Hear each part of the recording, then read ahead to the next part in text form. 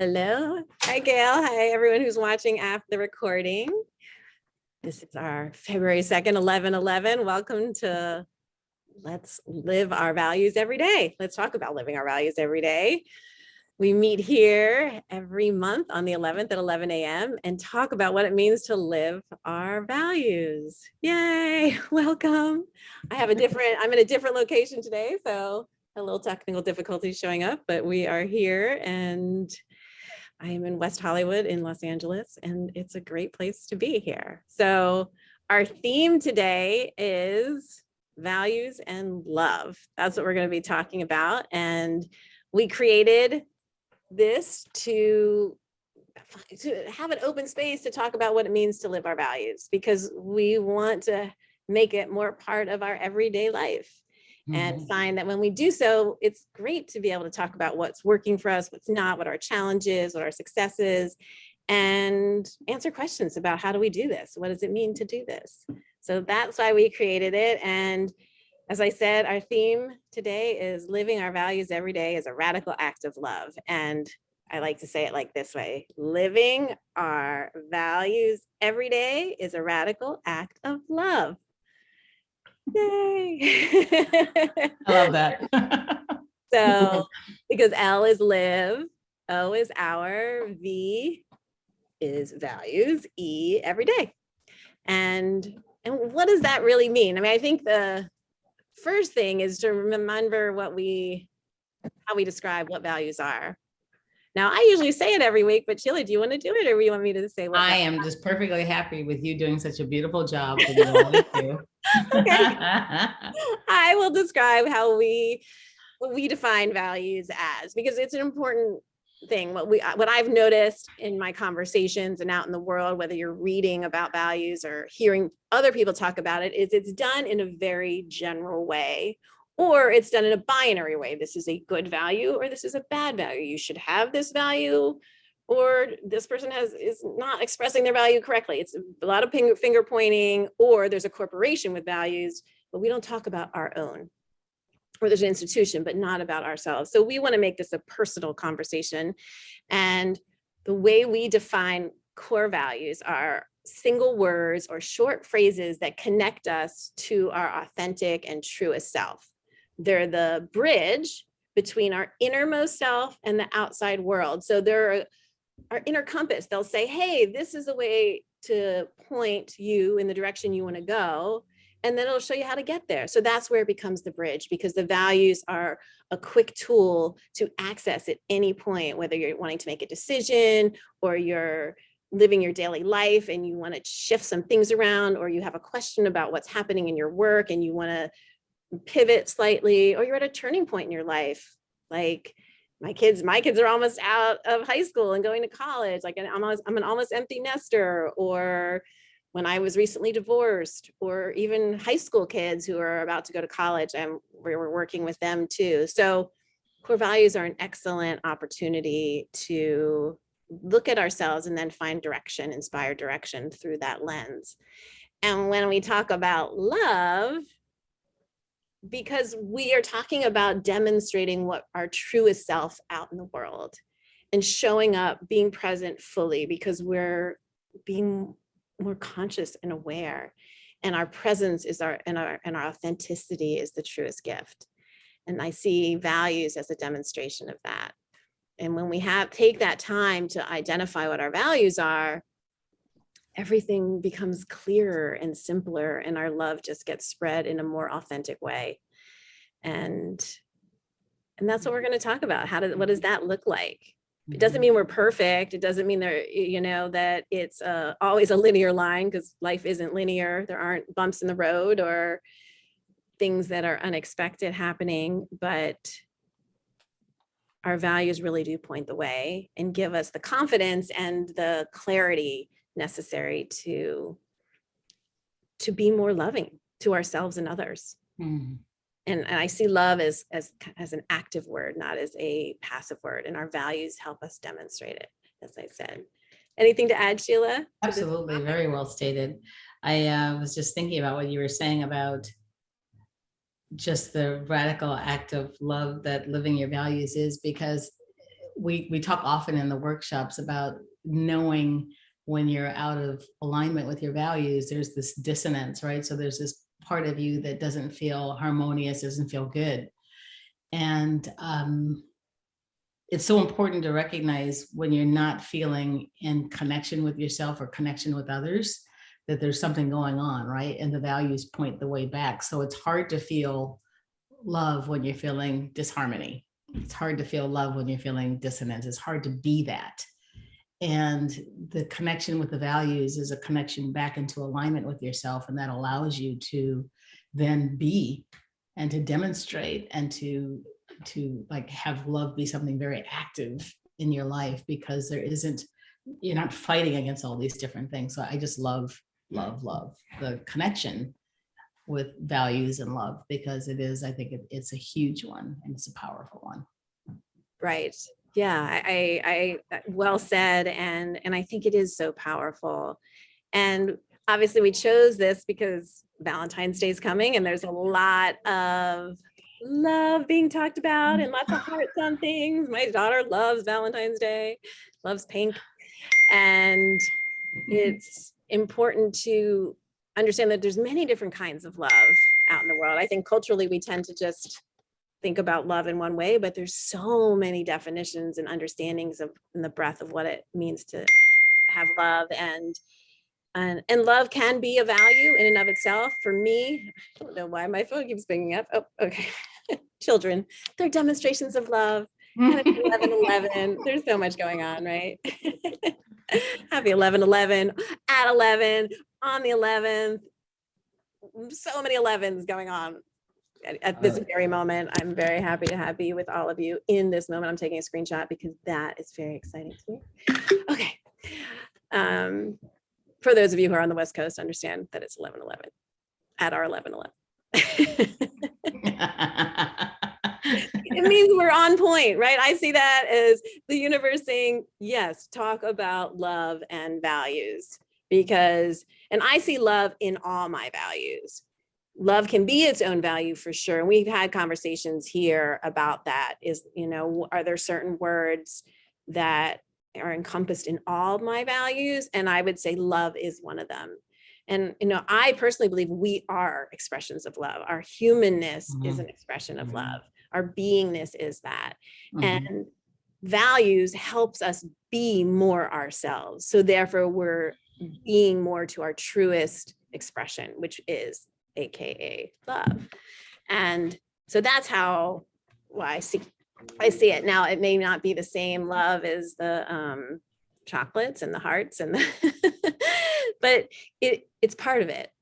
And I think that I was talking about this recently too, is that there's the optics of love, and then there's what is really going on. What is love? Love sometimes isn't just pretty. Sometimes it is hard to live our values and do the things that we don't want to do, but are in alignment with our values.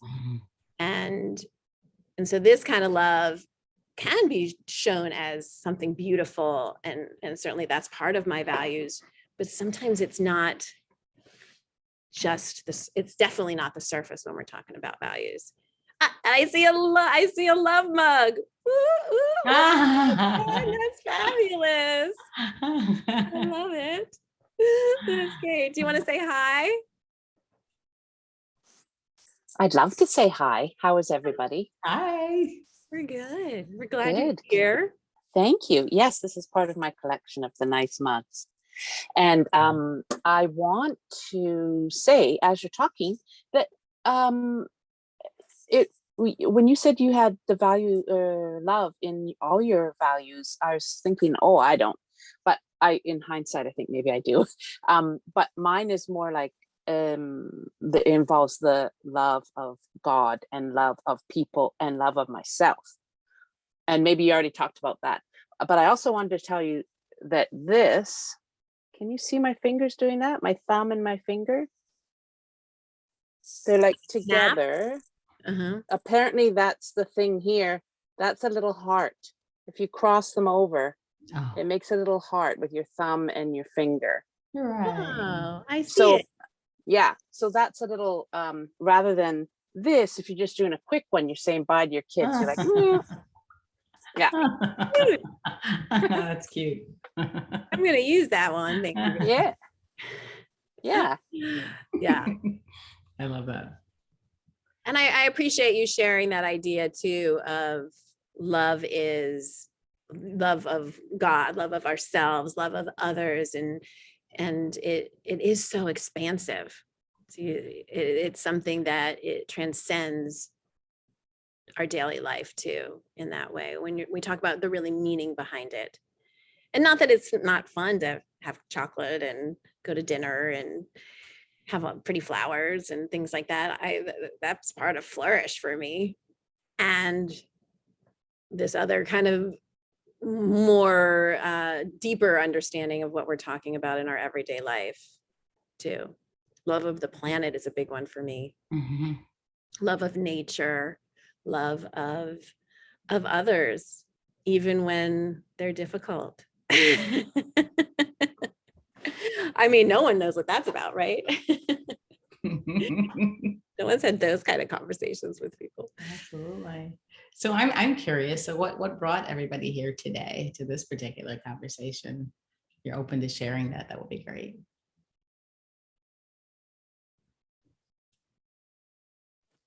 Well, hi, this is Gail, and Hey, Gail. I'll come on camera soon. I came for two reasons. One, to support you guys. Lovely. And Love it. secondly, because of the message. I mean, everything to me that we do, when we do it in a way that makes us feel good, focuses around love in some way or another. We can always kind of tell when we're out of it because we feel uncomfortable, confused, things like that. But when we're happy, when we're proud, when we're blissful, when you look out the door and see it's 80 degrees, all that for me is love. Anytime I feel really good and in connection, that's love. And when I do things that take me out of that connection, I know right away that I'm not acting in the spirit of love. I can't always get back on track. Sometimes love is expressed by being in uncomfortable circumstances and situations. And I've had that happen where I spoke to a friend and it was really in love, but it wasn't a message they wanted to hear. So the conversation, I had to constantly remind myself through the battle that this person was putting up, that what my purpose and my intention was to keep me on track and not fall into that defensive area that they had gone into. So there's always these different ways for us to see when we're in and out of alignment. And I think love is the compass that helps us to see that direction. Mm-hmm. Mm-hmm. Beautiful. Yeah, beautifully said. And it reminded me, wise words too, right? Having an act of love or making an act of love isn't always comfortable. It's often uncomfortable. It doesn't mean that it's not loving to do it. But everything can be done in a loving way, in a conscious way. So I remember being at a Marianne Williamson lecture, and she said, sometimes the loving action is to say no. Mm-hmm. No. Right. So like no can be a powerful act of love. When I left my marriage, I left it out of love. He maybe didn't see it that way, but I know it was a loving act to do so. Terry's smiling. But it was a love for myself, love for my children, and love for him, because I was saying, no, I am no longer going to say this is okay. I know this behavior is no longer okay. I love you. I'm going. And he doesn't have to agree with me. It doesn't have to feel loving to him, but I know that my intention, my underneath parts, the authenticity within me came from a loving place. Mm-hmm. Scared too. I mean, there were other feelings happening. It doesn't mean I don't get mad sometimes, but I still firmly believe that leaving was an act of love. And that's the no showing up as love. Mm-hmm. So, Mm-hmm. And I think you were saying that having difficult conversations is an act of love too. It's an act of love of the relationship. It's an act of love of ourselves, of others, setting boundaries. It's the part of love that doesn't get talked about a lot on Valentine's Day, which is why we have a place to have those conversations. was gonna say, or any other time for that matter. Or any other time for that matter, right? Yeah. Not just Again, Valentine's Day. right. It's true. It's the optics of love as opposed to a more authentic conversation. Yeah. Right. Yeah. Thank you for that, Gail. I just wanted to add that you two both said the same things, but in different ways. It was around that dissonance and around being uncomfortable and knowing that you're not in a loving space and getting back to that loving space. And then Amy, you talked about values being, living our values every day as being a radical act of love, and love being that underpinning of so many values, because when you are truly showing up in an authentic way and in an aligned way, that's a loving approach, right? That's love for self, love for others, love for it. It radiates, right? So it's love, just expansive, and it's embedded in so many things, and just bringing that to consciousness is powerful. So powerful. Thank you for that, Sheila and Gail. Terry, do you want to say hi? Oh, you're on mute, Terry. You are muted. Let's see. You're still On her muted. phone, Sweetheart. so she's having. Okay. I got it. Yeah. There we go. Hi. Hey. Hi. You know these phones, right? Yeah. I haven't ever been on Zoom on the phone before, so there aren't very many little pictures there to go by. Right. True. Yeah. So All the lights in my room went out. oh yeah. Hold on, let me go see if I can turn them back on. I'm in a hotel, so I'm not sure what's Nobody's doing anything, right? Energy saving. Go ahead, Terry. Okay. So you know, Valentine's Day comes and it's all about love, and I think it's a great thing to think about as far as, you know, how it's not just one day. This morning I watched Alexandria Ocasio-Cortez give a speech at the Green Party movement. Mm-hmm. And I just, every time I see her speak, I fall madly in love with her. And I want to be just like her. And I want everybody to be just like her. She's so straight to the point and just forceful and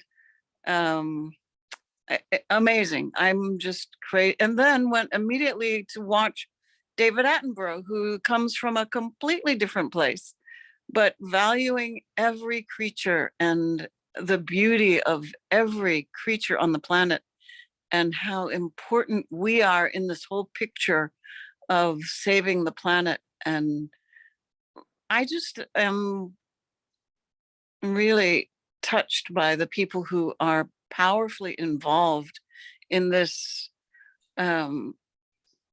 desire and putting themselves out in a public way to be on the side of saving our planet and saving each of us. I think I've been hearing a group who is talking about how to deal with the fact that extinction is in our picture. I mean, it needs to be something in our picture to think about, and it's really there. So I'm just sort of freestyling here, but I am really impressed with the people that come to this meeting too, and love being here when I get here. And I'm beginning to feel like I am surfacing in a new way out of this period of having been totally dedicated to taking care of my mother. And it's been a year and a month that she died. And I do feel like I'm different from having gone through that experience, and especially from being the executor of everything. It really, it took me by surprise how complicated that was, emotionally and just in a lot of ways, to be that. And I think my parents had no choice but to choose me.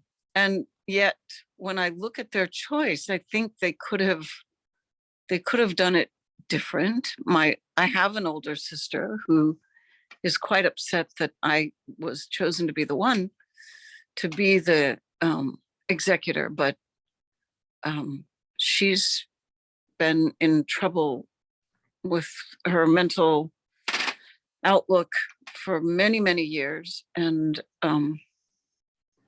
doesn't know it, as often is the case. So in some ways, I feel like I did everything to love my parents. They're both gone, but my way of being the executor was loving them. Because I really felt I was taking myself out of the picture, my own opinions of what should be done, and just staying really close to a as fair as possible line of things, of decisions. And I succeeded in ways I didn't think I could. So that's my share for today. Thank you. Beautiful and powerful. It's those moments we don't expect to be such a demonstration of love, but they are. And Yeah. Thank you for sharing that. And I know you did a lot of values work during that time too. So Yeah. I would imagine they helped you find your way to see it in a different way. Is that right? Or yeah, that's right. I mean, my version of being fair, I had to look at things through their eyes instead of mine. Right. Mm-hmm. And this is Gail again. Terry, is it Terry? Terry, yeah. That is to me a genuine act of love, because you weren't doing what your mind told you to do. You were putting yourself in the position of your parents. And I think maybe if your sister, no judgment, but maybe a way to help her is to see that whoever was responsible, and it's tradition, I'm the oldest, so I understand to some degree why they all, it's just a thing that we did. It didn't necessarily make sense, but the assumption was the oldest would know the best. And that's not always the case. Right. And our parents choose what they want to choose, especially the older we get. I understand that a lot. But I think if she were to think a little bit more about this, was you were doing the work of your parents, not holding on to some old moray or some old tradition that says the oldest has to do it. And you were obviously the right person for the job because you executed it in the way that they wanted you to. And I understand that from having to bury my mom, how difficult and important it is to try and remain neutral in that situation. So kudos to you. Yeah. I think people who go through it do get to see how hard it is if they do it as fair, not from their own eyes, but as fair as they can among brothers and sisters. Yeah. Well, I mean, this is such an interesting conversation and an important one too, because you're talking about what Gail was saying too, and what you were saying, right? So we're talking about how to demonstrate love within systems that aren't necessarily conducive to love. It's a necessity, and an executor of the will is a necessity, being the executor of the will, but it's a system that's really difficult and can breed lots of conflict and expense, as we know. And so how do we remain loving, live in our values while we're in systems that are not conducive to that? Well, and not really fair to me. Right. I mean, the way the system, the way the whole thing was written wasn't fair to me at all. I mean, it was a very tall mountain to climb, to do all that work of, I mean, I don't even want to mention all the work, but it certainly wasn't fair to the executor. And I think that may be true all across the country, that whoever is chosen to be the executor has to sit back and say, well, this is like taking every day of my life or the whole day and night. And I get nothing for that. But I mean, that seems to be the other piece of growing up is being able to see through that. Right. Yeah. And it being as you said, a demonstration of love to your parents and being in alignment with your values. Yeah. Yeah. Mm. Jen, did you have your hand up earlier? Did I see that or? Hi, yeah. I a couple things. You had originally asked how come we came today, and I resonated with what Terry said about being here to support you guys, but also because I knew by coming today, it would help reset my values mission, you know, like it slides off the radar sometimes. And so this just helps reset me. I wanted to say, Terry, I had to do the same thing for my mom 17 years ago with my two sisters. And I think you choosing to be fair definitely came out of love, especially when fair is so hard because it's not just fair about money, the monetary value, but fair about the sentimental value and how some things are more sentimental to others than and trying to figure that all out. It's a lot of decision fatigue because you're just on it all the time for so long. And I wanted to share that I found it really hard, almost like I couldn't really grieve it all out until that was all done. And then the grief sort of hit me more after that year of cleaning the house and everything else was over.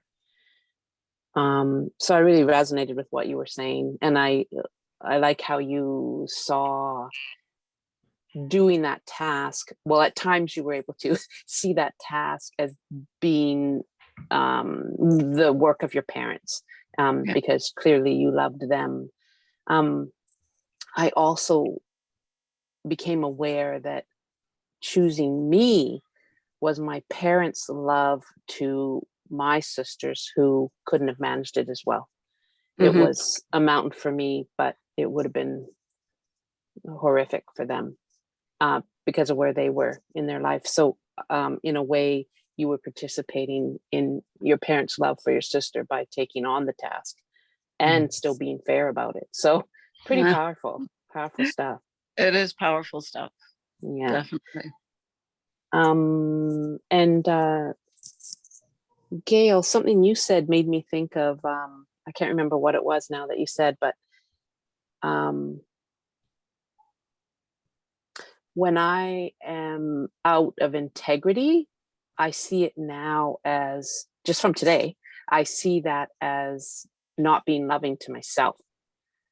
And anyway, that's hit me as a thing today.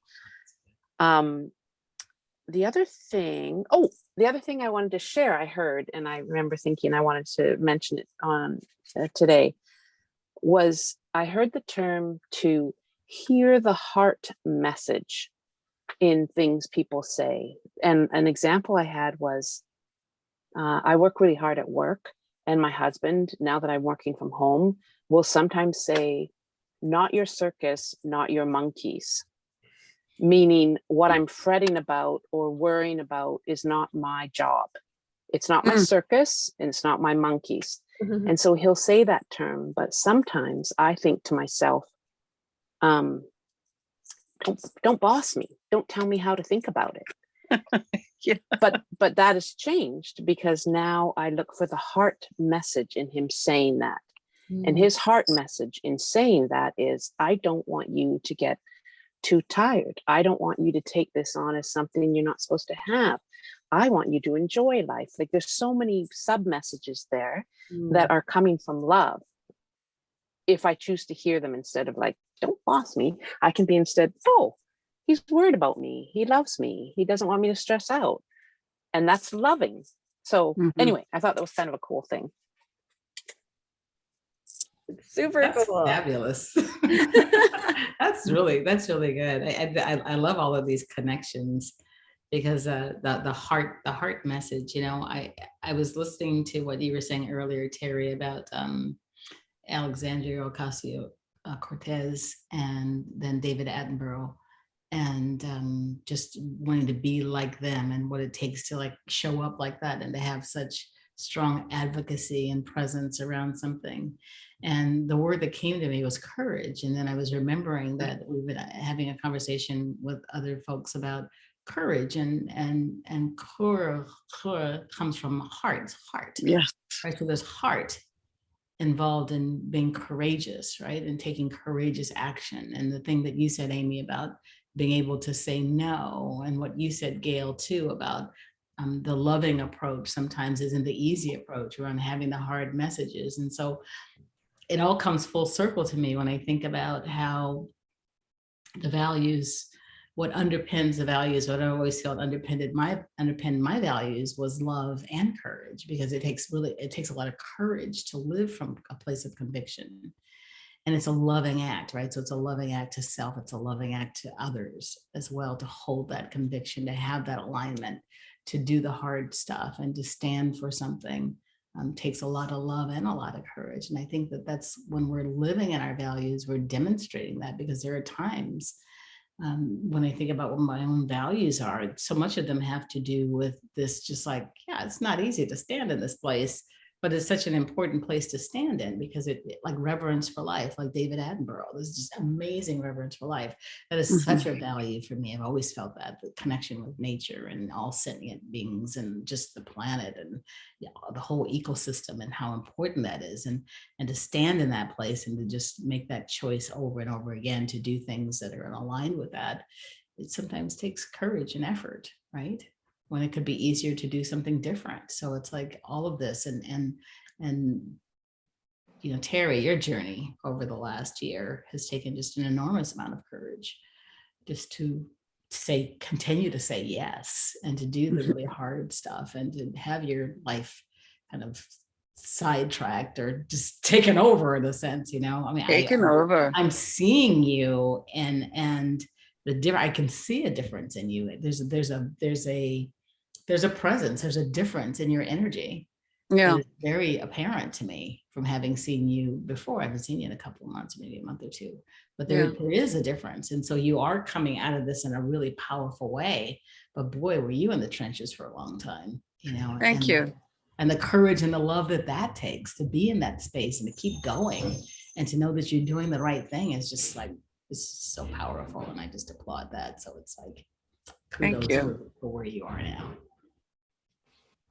It's really and beautifully said, Sheila. And I think I love all the connections you make. Connections, my word for this year. So I just love hearing all the different connections in everything we're all saying. And to piggyback on what you're talking about, Sheila, too, is that I think it's courageous to even look at your own values, because once we see them, it's hard to just ignore them anymore, right? So it's courageous to want to show up for a conversation about like love and values, or or show up for the workshops, or show up for the work for yourself, just to say, hey, what are my values? How am I living them? How am I not living them? Because I mean, our world is set up for distraction primarily. We know that. So taking the pause, it's a courageous act to just ask, what are my values? And so I think for each of you being here, it's an act of love and an act of courage. And there goes those lights again. Can you tell on your end that my lights have gone out? Yeah. Yeah, you can see. All right. Are they on a timer? They must be. I'm in a conference room at the SLS Hotel. Oops.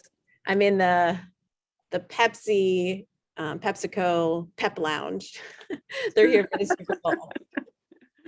So a lot of the hotels now have motion sensors, so the lights will go off. Yeah, I think that's it, because as soon as I got up, they went back on. Yeah. See? Yeah. We can see you though. We see you well, or at least I see you well, even with the lights off. Okay, so I don't have to worry about it. All right. No, it's fine. It's still fine. Thank you for playing with it. I don't want to take time talking about it. But I'm in the glam suite, or the glam whatever conference. Yeah. Go Rams. Sheila's a big Rams fan. You're there to see a game? I'm not here to see the game. The game is this Sunday.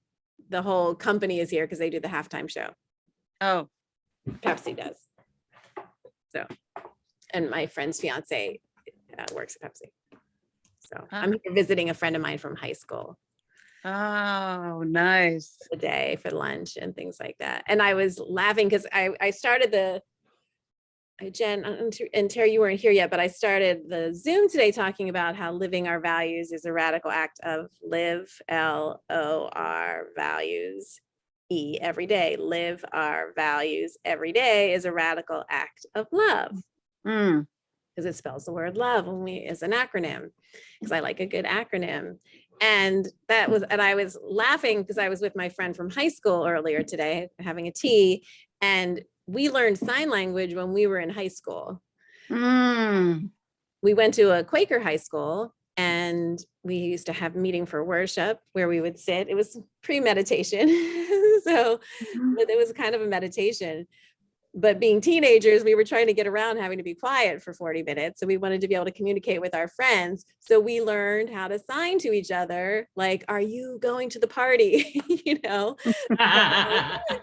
I hadn't remembered that.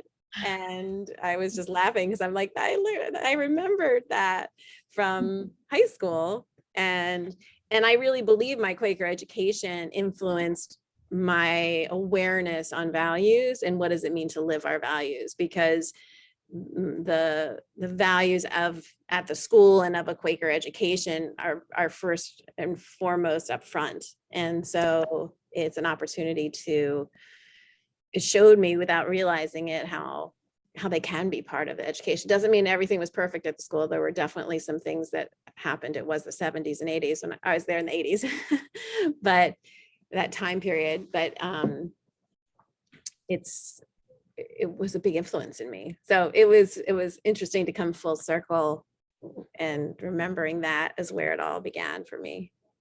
Nice. Yes. I was a teacher, English teacher, and I taught people who had never known how to read. I taught them sign language first. Wow. So that they could get the idea of letters and sounds to go with letters. Adults that have never learned to read have all kinds of learning issues, but sign language really helped make tactile something that all of us, because we learned at age 4 or 5, came through our ears and our eyes. And so I was just thinking I could have gotten alphabet soup and made it a taste. Oh, that's interesting. Yes. Yeah. That's a beautiful idea. I had not heard that before, of how to help people find their way to reading. Yeah, I just can't imagine a whole 40 years without reading. Yeah. Really. Yeah. Gail, it's lovely to see your beautiful face. You look gorgeous. Yeah, my act of love there. today, take a friend for a colonoscopy, so I had to get dressed. And as soon as the session is over, I have to go pick her up. So I didn't want to flash you or anything. That's what a very loving act that is, huh? I know this is being recorded, so even though we're all girls, you never know who might be watching later. Well, you know, woohoo! Feel like oh my gosh, I love that. Pick Just it up. love pouring off from you. I mean, that's another act. It's just like the kind things, just those kind. Love is such it's a verb. It's action. It's just the doing. So many things to be done. So many things to do to really demonstrate, to hold that space that you matter, and whatever it is matters. Yeah. Beautiful. And in this era of, this is a new era of me. It used to be an era of me and you were okay. Now it's a matter of me and only me sometimes. And so I always try, when I can, to put myself in someone else's position, whether I agree with it or not. And especially when it comes to showing those small acts that sometimes like taking her to the for a colonoscopy may take me out of the things I had planned for the day, but technology says that I can still be connected and do some of the things I need to do. Not only that, I still love to write. I still like the art of putting pen to paper. And so even though I often forget what I wrote, or forget to take what I wrote, I often will use technology to take a picture of it to make sure that I don't forget anything. But I often love to just sit somewhere with either a real book or a real notebook and a pen, and to just really start to write and reflect. And that kind of love for myself and how I see the world and how I want to insert myself into it is something I think oftentimes comes with age. As we get older, we kind of can value those things and move our lives around to see, especially that love of oneself. Without it, you're pouring from an empty cup.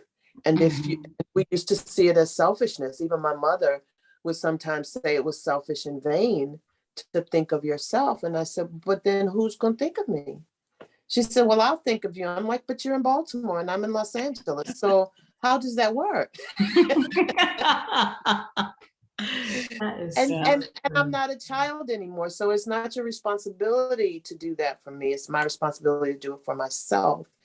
And so I think sometimes though, and I try and impart that with my daughter to help her to see that right now, loving herself is not a selfish act, but again, you have to radiate from within to get things out there. And oftentimes we don't know what that means. I think that a lot of the stuff we learn in schools have absolutely nothing to do with our lives. I mean, you know what I mean? I mean, kids don't know how to budget.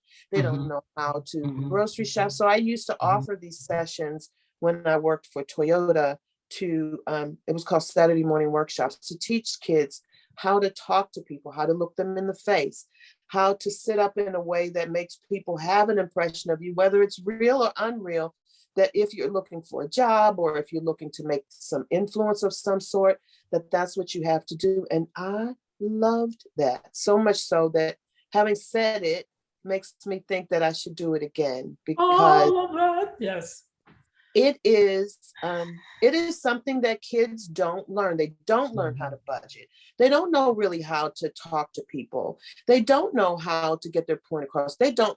And I said, if you can't communicate, and Toastmasters taught me this, by the way, but because I did youth leadership, but if you can't communicate with someone about what you want, if you can't honestly apologize to someone to tell them that you really are sorry for what you did, holding your head down and saying nothing is not an apology.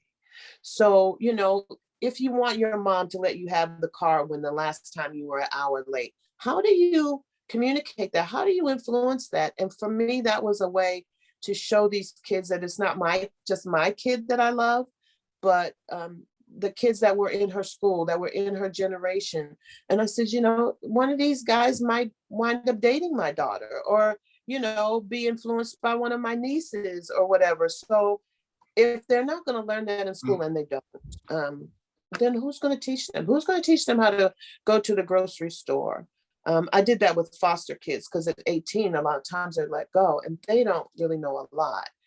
How do you go to the market with $20 and make it last for the week? And, just things like that are really, for me, the kinds of things that help kids to be more internal, to love themselves, and to recognize that somebody cares at least something about them and about the things that are important to them. So I always encourage people to just to kind of just go out of your way just a little. Don't put yourself in danger.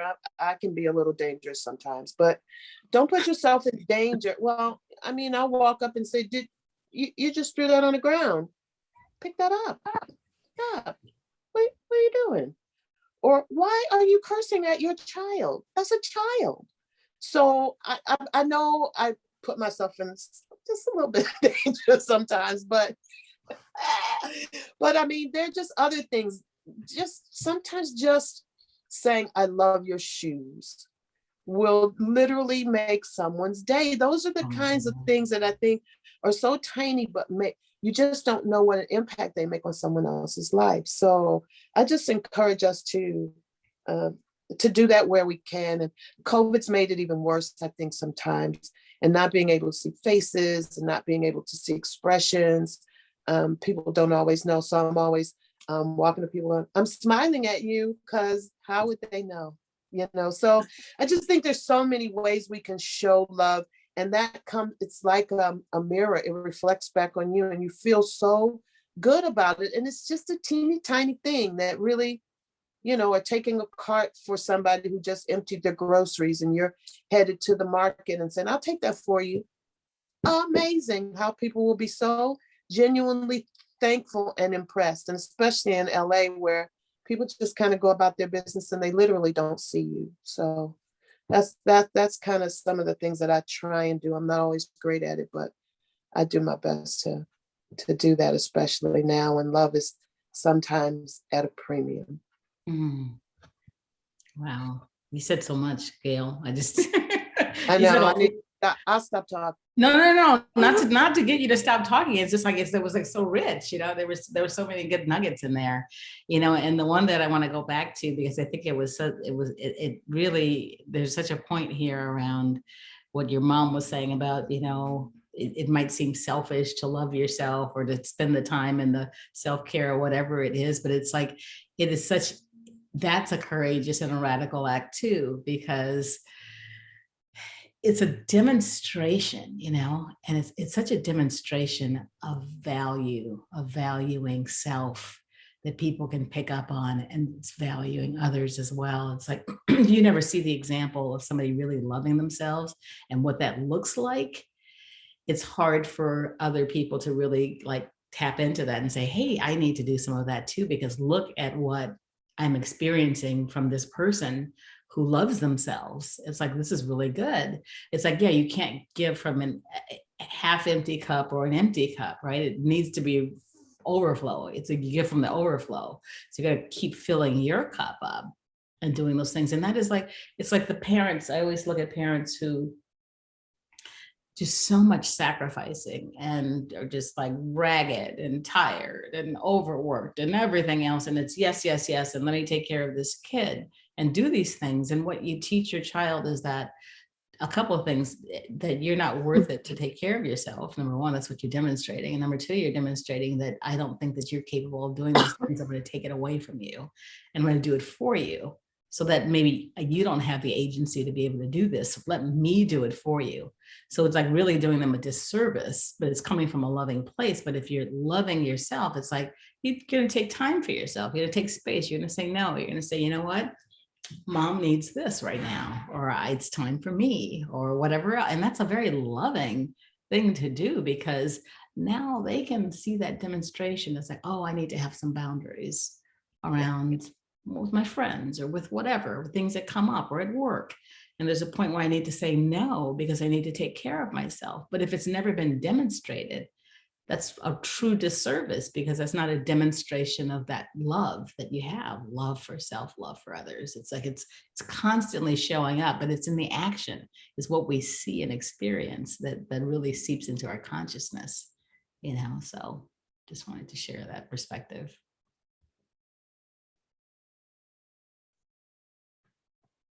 Yeah, it's powerful too. I think you're right about loving ourselves. And there has been that old kind of, I think the message has transcended, right? The idea of loving oneself as selfish is one that is hopefully transcending to another higher vibration in another way, where we're saying we understand and hold the container for it in a different way. Because then it can flip all the other way, right? Where then it becomes self-oriented, which is different. Where I know I've had to walk that line with myself, with my kids.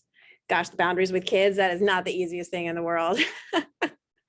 I've certainly done things like done more for them because it's easier for me, though it looks like I'm doing it for them, like, oh, it's just easier for me to fold the laundry myself than ask for the 20th time and leave it in the pile for 2 weeks. sometimes it's just necessary. Or put it in the room and close the door. The laundry is a powerful negotiating tactic in our family. No, you can't go out until you fold the laundry. And it's true, right? Like all of it is really, really true. And it takes courage. And I like, the values have helped me do that. They've helped me find my way to set boundaries. They've helped me make decisions and in my relationships and connect me back to me in those moments when I don't know how to handle something too, right? Where it's just, I'm just not sure. And the values can sometimes conflict, but oftentimes one's clearer than another for me, whether it's integrity or showing up, or maybe it's more flourish than integrity. Not that I'm going to be out of integrity, but maybe that's just too hard. So I was hoping if I fly away. You still look gorgeous. There you go. Look, it did it. Yes. I did it. It wants me to move. I think it just wants us to dance our love and our values. And it is because fun. Like I can be so serious sometimes. I can forget to have a good time, so having a kitchen party, dance party with my kids, or, I'm a fan of that. And having those moments of play and joy are demonstrations of love. And Gail, I just want to say, I love, right? I use it liberally there, but what you're talking about working with kids, I'm launching a new program called Core Values High School Edition, where I'm helping high schoolers, teenagers, particularly juniors and seniors in high school, identify their core values and then be able to learn how to talk about them.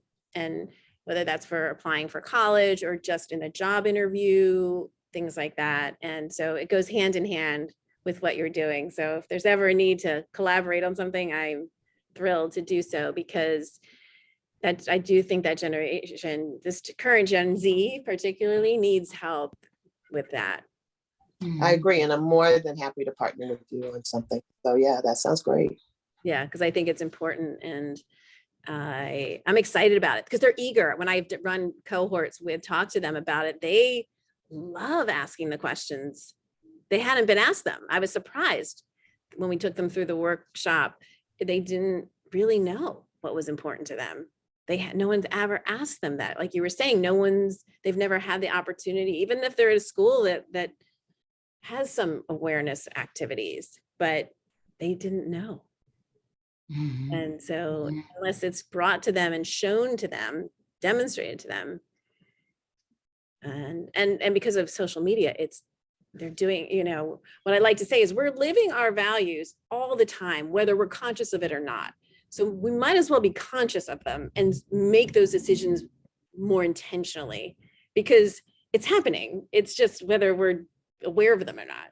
And are we in alignment with them? Because it doesn't matter if you do it at the work or not, because you're demonstrating something. And if you want it to be love, the clarity helps bring that home in a really powerful way for ourselves. Mm-hmm. We can live our values every day. Mm-hmm. You guys want to do it with me? Mm-hmm. Live, our, V, values, E, every day. Live our values every day is a radical act of love. Or love, right? Yes, Jen's new thing. Oh, these fingers. Oh, this. Mm-hmm. Yes. Love it. Mm-hmm. Love. Yeah. So it's 12 already. How did that happen so quickly? I know. Amazing. Just amazing conversation. I just always appreciate these conversations and where they go. So it's always so I never know. Yeah. And powerful. That's the point. Yeah. And affirming in so many ways. Yeah. I just left feeling this tremendous desire, as Gail, you kind of brought it up for me too, just around being more of service, and being that just helping in so many small ways. There's so many small ways to get involved and to make a difference and to help, and youth is a beautiful place to go. I mean, there's so many avenues, and yeah, the things that you said really resonated with me as well. It's like people just, just need that attention and that just a little bit of help and support to have a better life. And it's like, that's an act of love, that I want to do more of as well. So thank you for like bringing that right front and center. Absolutely. Anyone want to say anything before we say goodbye? Wave goodbye. Terry. There it is.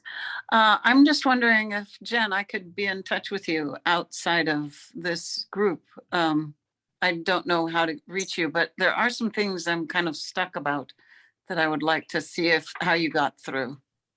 Oh, sure. You're both in the values connection. If you want to, I could do an There we introduction go. through that if you want. That would be great. And then, Okay. and then after the record, or you can also put your information in the chat and you guys can Yeah. just share it that way as well.